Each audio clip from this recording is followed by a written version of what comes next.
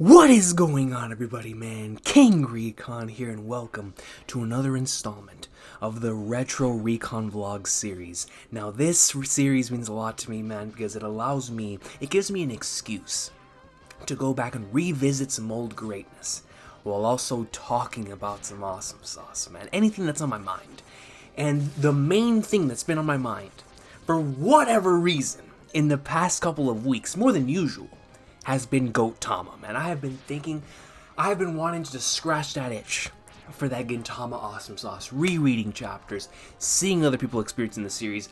I've even gone back and started playing some of that Yakuza greatness, because Yakuza is the closest thing that any video game. Yakuza is closer to Gintama than even Gintama Rumble is. That is how magnificently, close both of them are to each other in terms of tone, atmosphere, the trolling, how it, balances the emotional, the serious, and the comedic stuff with, the side quests being alternate stories, like the Gintama one-shots with the main story. I have been just going back down the Dragon of Dojima's awesome sauce, man. Y'all know exactly how I feel about Yakuza, right? Last year when I binged all those games, I was going crazy. I love that series. And I've been getting ready for Yakuza 7 as well, so just going back and replaying it just to scratch that Gintama itch. But, doing all of this, and then Stairway Generation, and everything, that's the heat, But I've just been in a massive Gintama mood. And so, because I'm in a massive Gintama mood, I was like, man, the next Retro Recon vlog that I'm doing, I'm going to talk about Gintama.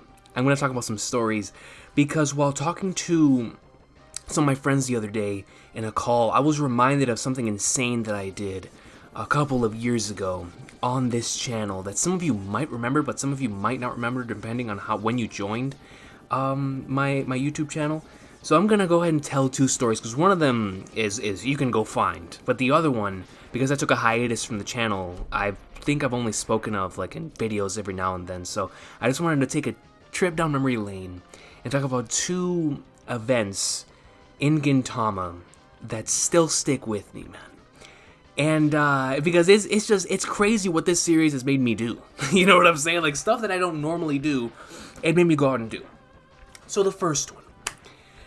Now, y'all know me, man, especially when it comes to reading my manga. I'm not gonna say I'm picky when it comes to reading manga, but because I have a choice now, whereas a long time ago I didn't have that choice, I would accept whatever came, I didn't care. But now that I actually have a choice on whether I can read a high quality scan, or look at this, whatever the case may be, right, when it comes to my chapters, I'm gonna make the choice to take the higher route, right? Because I want to get the best possible experience, especially if I'm reacting to a chapter. I want the best possible experience so that I can comprehend and talk about whatever it is I need to talk about on the channel, especially when it comes to the series that I cover consistently, right? So when it comes to Gintama, right, there was a stretch around 4 years ago in the legendary Rakuyo saga, where Sorachi just every single week was just dropping banger, banger, banger, platinum, platinum, platinum. I mean, he was on fire. Every week we were on here. I felt like a broken record, because I kept saying, yo, this chapter's an awesome sauce, this chapter's an awesome sauce, this chapter's an awesome sauce. I mean, it was just non-stop greatness. I think it was from chapter 568 till chapter 596, right? Something like that, some crazy just stretch. And that stretch in of itself is already legendary, with that final 4-arc stretch of Sorachi. But within Rakuyo, we had that stretch, and it was just absolute madness. Chapters were coming out whenever. Some chapters were coming out before One Piece chapters, I remember. Some chapter dropped on a Thursday night. I was like, what is going on, dude?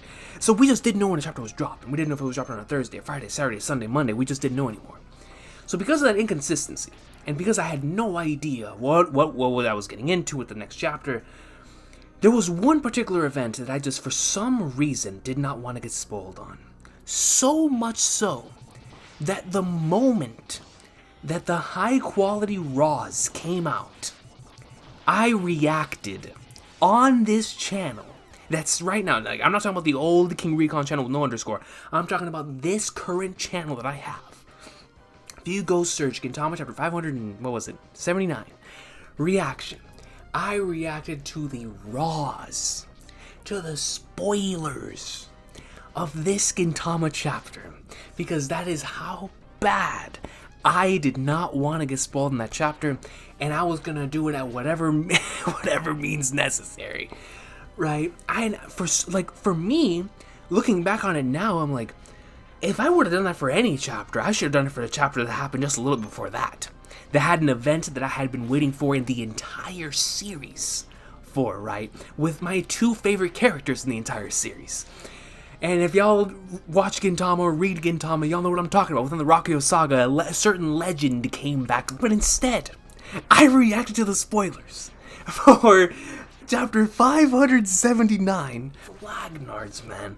And looking back on it now, I most certainly don't regret it, because it was one of those chapters, you know, looking back on hindsight once more, it really showed me just how much I understood Sorachi when it comes to just paneling facial expressions, to where I didn't even need dialogue, which his dialogue is so exquisite and so incredible.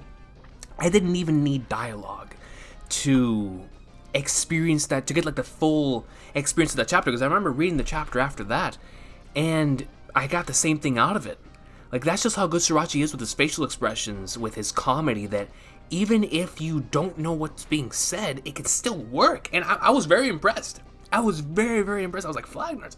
So that awesome sauce right there, I still can't believe I did that, bro. Like, that was so uncharacteristic of me. And like I said, it's because it's Gintama, man. Like, when stuff was hitting the fan, when it was just bringing out banger after banger, you just needed a chapter, man. You needed it. I don't know what overtook me to do it, but I did it. I did it. I don't regret it one bit, because it was an experience that I'll never forget. I'll never forget that one time that I reacted to the spoilers on this channel, you know, and I hope to never have to do that again. You know, I hope that it never gets to that point. Of now I can stick to that consistent release schedule, and for the series I'm currently covering, and won't ever have to react to Raws, you know what I'm saying? But then the other story, right? Gintama episode 316. When episode 314 dropped, I wanted to drop one final video before I left to go on a hiatus, because that was a very stressful spring for me, man. And this is, like I've said many times before, Gintama 2015 is my favorite anime season of all time, ever. I mean, that stretch, even before Shogun and Farewell, even before those two arcs, it was already my favorite season ever. Because from 266 to 299, Sorachi just, it's just such a magnificent stretch, bro. Like, that stretch, I can go back and watch at any moment and enjoy it. It don't matter if it's in English, Japanese, if there's no subtitles, I will enjoy it. It is phenomenal. The one-shots, the arcs, everything. That season is magnificent in both manga and anime. Sorachi was in his bag from chapter 397 until chapter 500, until the series ended, 704, right? So he was in his bag. Like I was saying earlier, before I went on my hiatus that spring, I put out my final video, which was an anime manga comparison for episode 314, which was a major episode, huge things happened, right? For episode 314, I put out the anime manga comparison video, and I spread. And I was still watching the anime, of course, because I didn't want to miss out on the Gintama awesome sauce. But I really, really did miss reacting to it, man. I missed making videos on it. When episode 316 dropped, I remember, I for some reason, I had that morning off. And I'm trying to remember if it was whether something happened at work, or if school had been canceled that morning. I think it might have been a class that was canceled that morning. But I had that morning off. And so I woke up really, really, really, really early to watch the broadcast stream for Gintama episode 316. Because at that point, Gintama chapter 551 was second to chapters 519 and 520 as my favorite chapters in the entire series. So I had a very strong emotional connection to chapter 551. I had reread both 550 and 551 more times than you can. So much so that when I watched that episode, live from the Japanese broadcast with no subtitles, I remember understanding at the very least half of it because of how many times I reread those chapters, especially the 551 portion. I think the 551 portion, I can watch that right now blindfold, and I'll tell you exactly what they're saying. That's how many times I've reread that chapter. That chapter is a masterpiece. That is a magnum opus to mankind. Is the finale to Farewell Shinsengumi, right? That is a 10 out of 10 chapter if there is one. That's such a magnificent chapter, bro. And so when I watched episode 316, I remember, number one, bawling, as I'm sure all of us were. I don't care if you were a manga reader, anime only, whatever, episode 316 hits.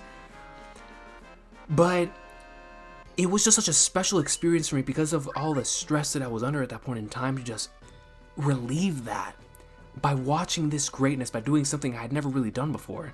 I think I'd only done it once before that, and that was to watch something Tokyo Ghoul related on a Japanese broadcast, from what I recall. I think I did it for One Piece too, but this was my first time doing it for Gintama, and I was like, man, I have to watch this episode, bro. And like I said, because I was off that morning, I was like, screw it, I'm gonna watch this on the Japanese broadcast, and I'll never forget that experience because it was so cool, you know, just watching Gintama, having the commercials pop up, little things, you know, that are exclusive to Japanese television that we don't really get to see whenever they bring it over with the subtitled version. And it was really dope to have that experience, especially with episode 316. And it was like another experience like chapter 579 where it reminded me just how much I don't need the dialogue. As much as the dialogue is one of my favorite things in Gintama, without question, right up there with the characters, right?